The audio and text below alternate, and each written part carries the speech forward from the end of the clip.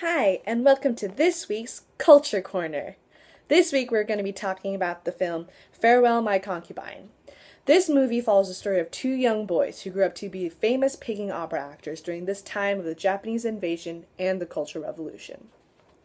The portrayal of the Peking opera, as well as the people around it, however, is so strong and is intensely submerged within history that at the peak of the culture phenomenon unfolding in China, I came into thinking that this was not simply just a film for entertainment. This is not only just about the evolution of the Peking opera, it's a revolution. Cross-dressing during that time was only for men, because women were not allowed to perform on stage. It was considered to be an art and a skill to portray the opposite gender, and most of the time, the audiences wouldn't even pay attention to the gender of the actor, and instead would focus on the performance, which was obviously the most important part. It was quite normal and acceptable to play the role of the opposite sex, because to the actors, they were only playing a part, not a specific gender role. Hours and hours of work would be put in to perfect the feminine gestures and mannerisms. On top of that, so much time and effort is put into just putting on the makeup to accentuate the female features. In Farewell My Concubine, the actors take pride in what they do, and it is apparent the joy and intrigue they instill in their audiences. In the movie, one of the main characters, Cheng Dei, says a very profound line, "By nature, I'm a boy, not a girl," which shows the gender controversy and illuminates how cross-dressing was a way to express one's true self. The film also portrays the Cultural Revolution and its devastating effects on China's developing culture.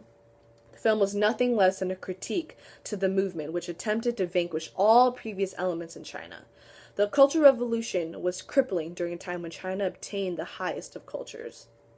The movie portrayed three phases of revolution that were showcased in the film. It was the battles and hardships of Concubine Yu, representing a classic Peking opera piece, Cheng Dei, an image of a celebrated Peking opera actor, and the Peking opera itself, all struggling to preserve their own but shared glorious moments in China's cultural stage.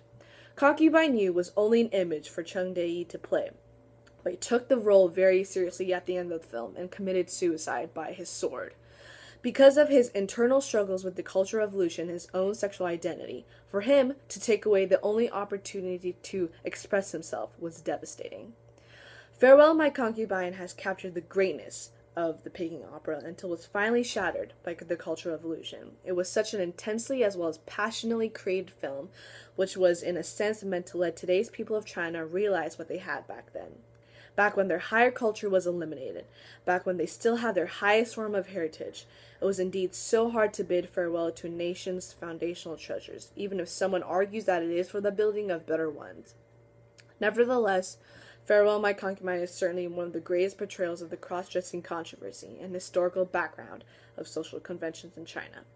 Thank you for joining me today in this week's Culture Corner. Hope you enjoyed it!